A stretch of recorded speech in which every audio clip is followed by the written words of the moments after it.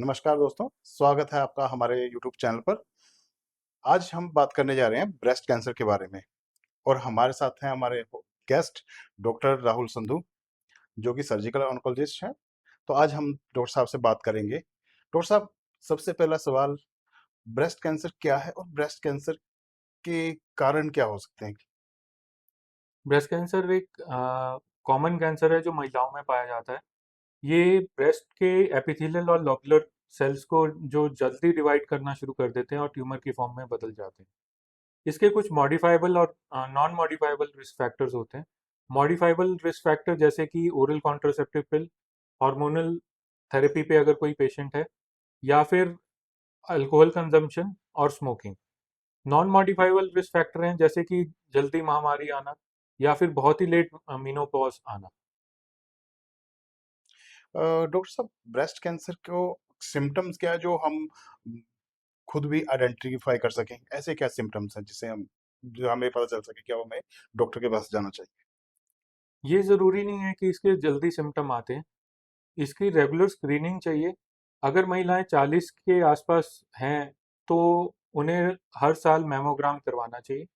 और इसमें ज़रूरी नहीं है कि ब्रेस्ट में कोई लंप आएगा या पेन होगा। कॉमन सिम्टम जो इसके मिलते हैं, या तो ब्रेस्ट में पेन रहता है जो कि मेंसेस से रिलेटेड नहीं है। दूसरा कि कोई ना कोई लंप या गांठ अगर महसूस हो रही है तो उसे जांच करवाना चाहिए।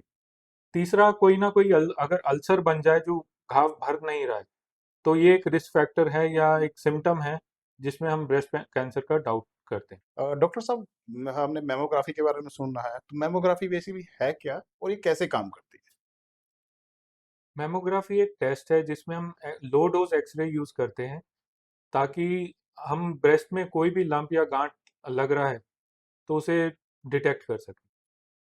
इसमें हम तीन तरह से ये टेस्ट किया जाता है। या तो स्क्रीनिंग मैमोग्राफी करते हैं, जिसमें हम सिर्फ जस्ट स्क्रीनिंग के लिए यूज करते हैं कि किसी में कोई फैमिली हिस्ट्री है या किसी को कोई डाउट है।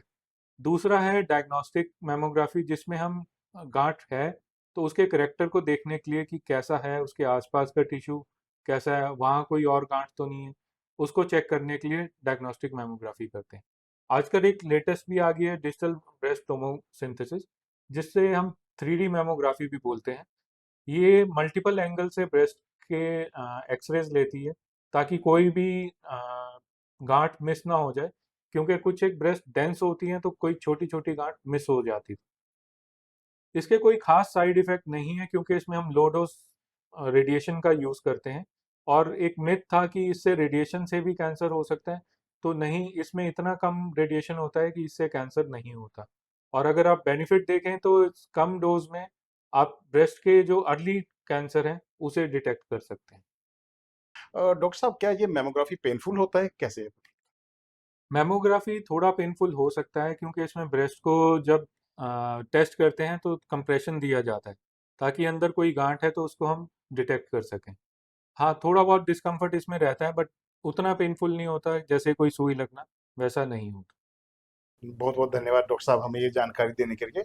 दोस्तों, आज हमारे साथ डॉक्टर राहुल संधू, जो कि सर्जिकल ऑन्कोलॉजिस्ट हैं, उन्होंने हमें ब्रेस्ट कैंसर के बारे में, मेमोग्राफी के बारे में और काफ़ी चीज़ों के बारे में बताया। हम ऐसे ही और भी वीडियोस देते आएंगे हेल्थ संबंधित जानकारी के लिए। आप और वीडियोस के लिए और जानकारी के लिए हमारे साथ जुड़े रहें। इस चैनल को सब्सक्राइब करें, शेयर करें, लाइक करें और ज़्यादा से ज़्यादा स्प्रेड करें, ताकि हम लोग ज़्यादा से ज़्यादा लोगों को अवेयर कर सकें। और जैसे कि अक्टूबर का मंथ जो है वो ब्रेस्ट कैंसर मंथ के रूप में मनाया जाता है, तो हम लोग चाहते हैं कि हम जितना भी अवेयरनेस दे सके लोगों को, उतना फिर आप हमारी मदद करें। धन्यवाद।